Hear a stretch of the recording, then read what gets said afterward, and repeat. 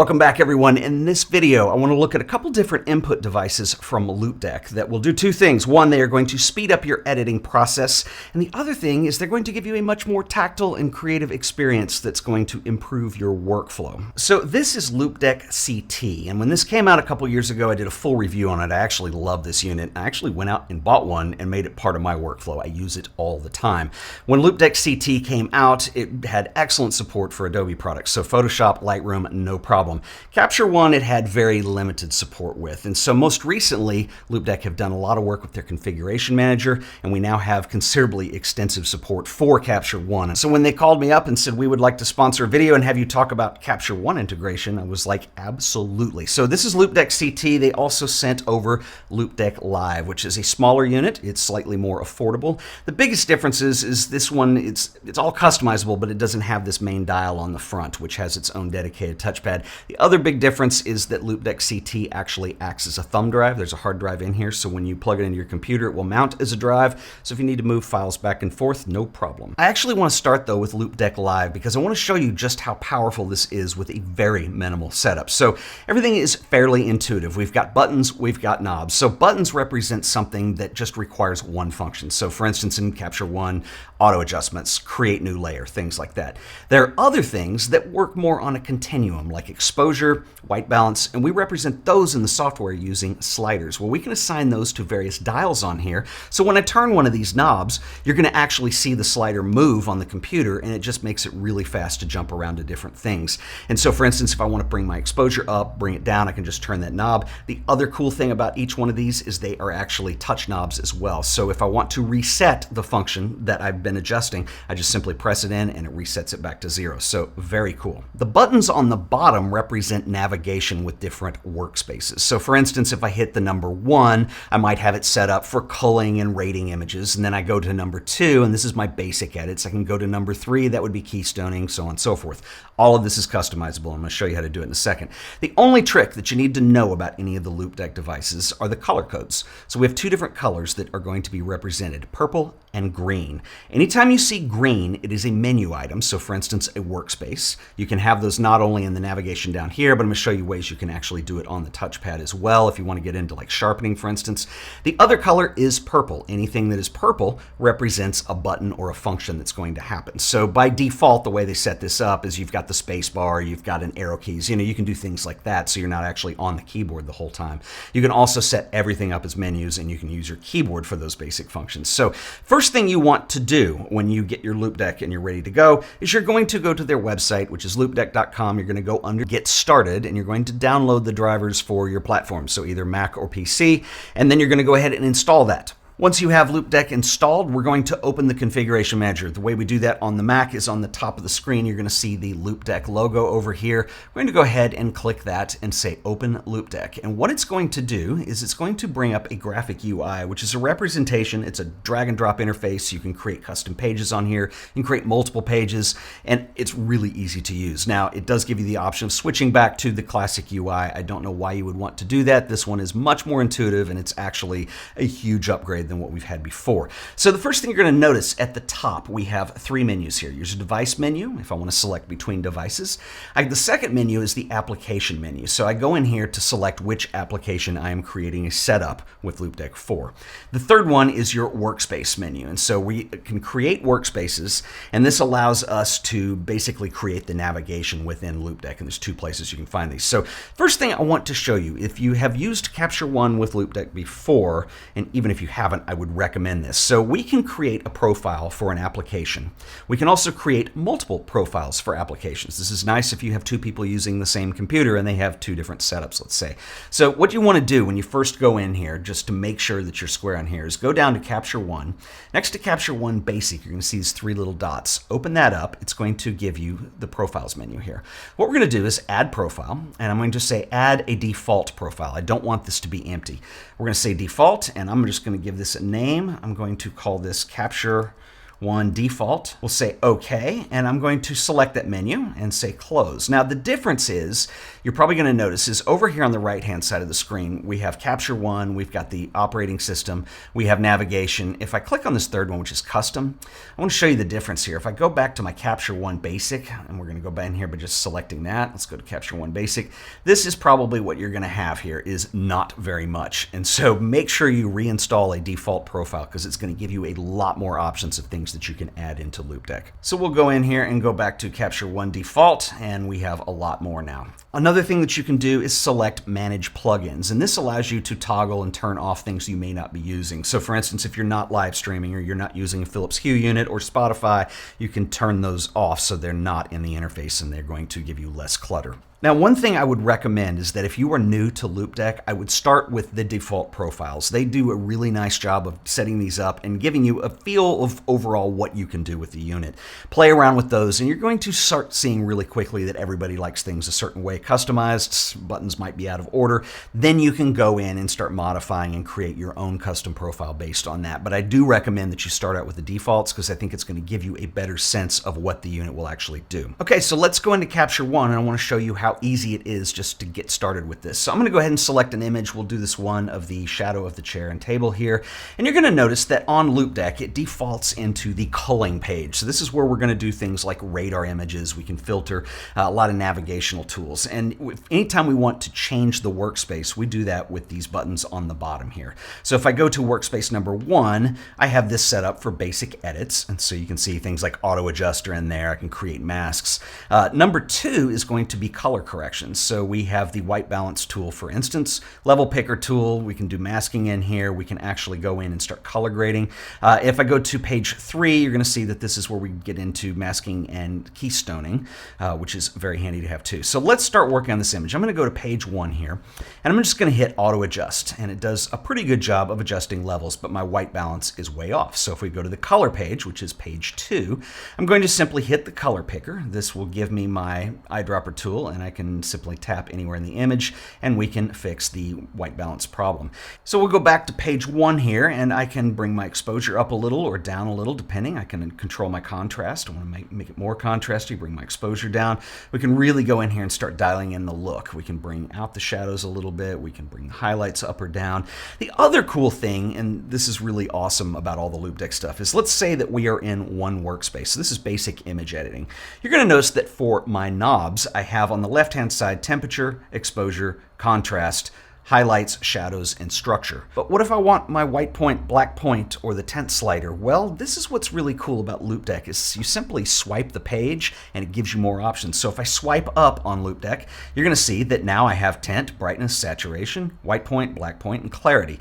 And so this is a really cool way of working. So you can set up a workspace, and if there's not enough room on there for all the stuff that you want, you simply give it another page and you access that by just swiping up or down on the unit, and it will round robin through. So if you only have 2 pages, you can swipe up or down.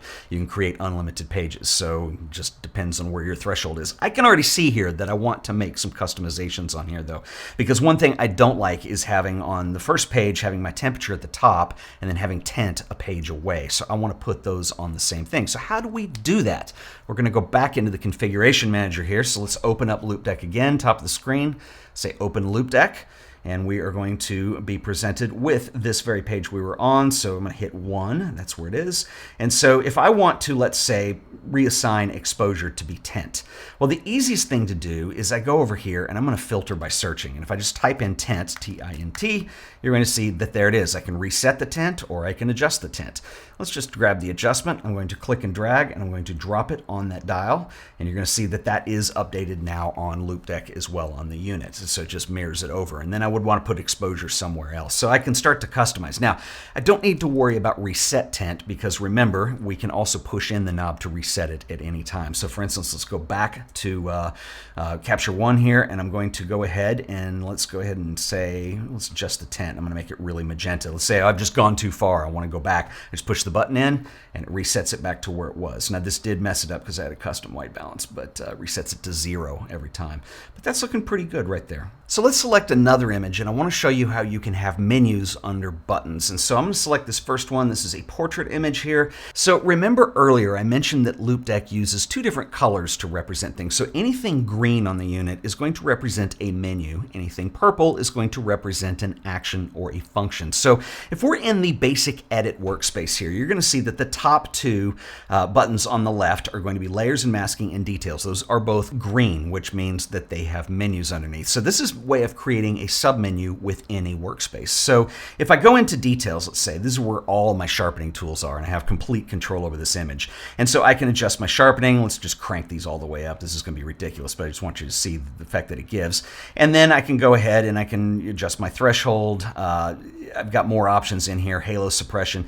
And then if I want to reset any at any time, I just press the dial and it resets each one of them, or I can leave them with their settings. And when I'm happy with that, I have an up arrow, which takes me back up to the top of that workspace. So this is a way of having smaller workspaces within workspaces, and it's really quite handy. So sometimes there's some complex thing you're doing, especially when we get into like layers and masking and things like that. So another feature of Capture One that is really powerful is the ability to use the color wheels to dial in different color tones or tints for either your midtones, shadows, or highlights, or you can also do them on a global level. This is where Loupedeck comes in really handy, because this is something that just using a mouse is somewhat uninspiring, but be able to just dial it in is really pretty cool. So this is an image that I shot up in Sag Harbor. It's in Long Island. I was there about a month ago.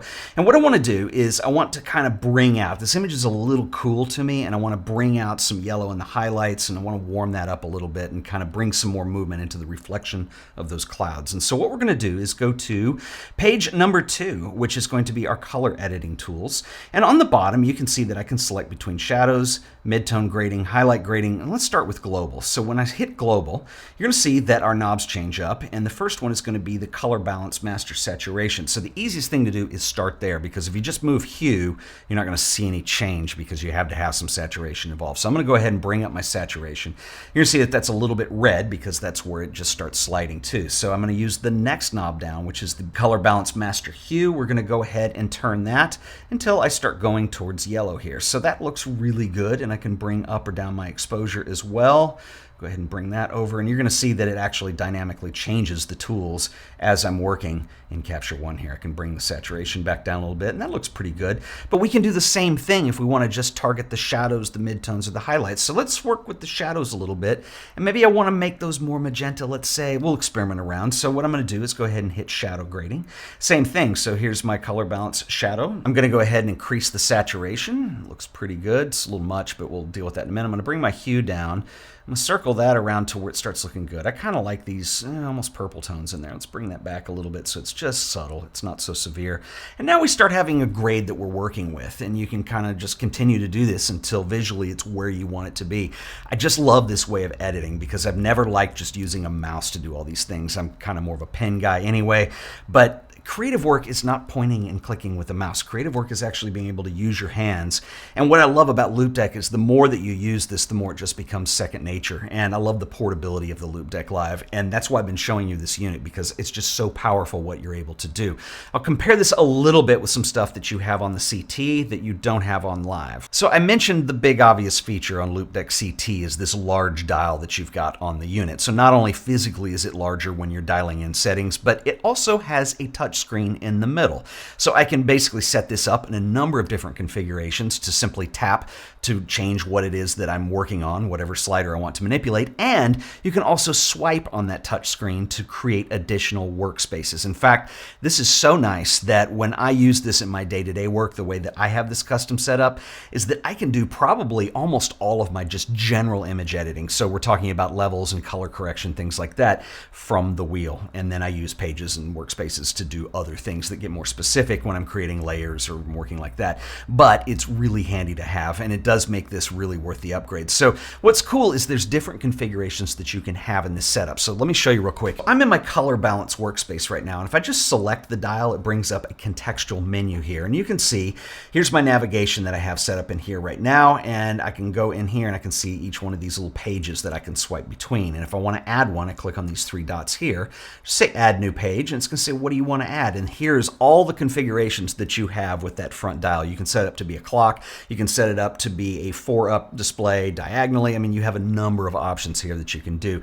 Then I can go ahead and start assigning functions to these things. And so I think having that front dial is just a huge deal for this particular unit. Now, does that make the Loupedeck Live any less? No, I think I could actually work on both of them, but this makes it just so you're all within one little thing, and it's basically one tool, and it's actually really handy to have. So one really cool thing about working with Loupedeck as an input device is you're going to get a lot faster, particularly in an application like Capture One that has a fairly complicated and involved menu system. In other words, everything is set up on palettes and tabs, and so you have to bounce back in between workspaces and actually the tab something's on. You have to remember where things are. And what's really nice about using Loupedeck is when you get the muscle memory going of just knowing where my exposure is, where my color balance is, where my white balance is. I can get into all those parameters very easily just at the tip of my fingers. The second thing that I really love about it is that it is a tactile experience. And one of the problems that I've always had with computers in general is that the input devices that they come with by default are a keyboard and a mouse. Mice are good for nothing except maybe giving you carpal tunnel and making everything really slow. It's like working with one finger all the time. And I love the tactile experience that these give you. You know, back when I was growing up and back in my music days, if you go into a recording studio, you've ever seen a recording board and you've got, you know, all these sliders for levels and EQ and all this stuff, or if you've ever done color editing for video in a professional suite and they have these tools that are designed to make it a tactile experience so it's more organic and it's more personal. This is something that we've been missing with computers, and I absolutely love these. Like I said, the first time that I did a review with Loupedeck, I bought one and I use it all the time. So you should check these out too. I will put links on where you can buy them and all the pricing information below. And go ahead and let me know what you think in the comments. If you'd like me to cover more of this stuff in my editing workflow, please let me know, and I will catch you guys in the next video. Until then, later.